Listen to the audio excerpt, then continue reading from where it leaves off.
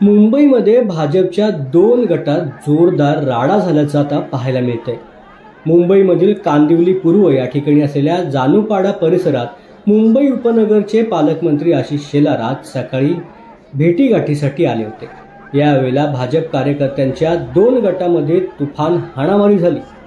भाजप पदाधिकारी देवांग दवे आणि माजी नगरसेवक प्रकाश दरेकर यांचे समर्थक यावेळेला एकमेकांना भिडल्याचं पाहायला मिळालं। 2 गटाच्या हाणामारीमुळे परिसरामध्ये तणावाचं वातावरण निर्माण झालंय। त्यामुळे आता स्थानिक पातळीवरती भाजपचेच 2 गट पडतायत का असा प्रश्न देखील नागरिकांना पडू लागलाय।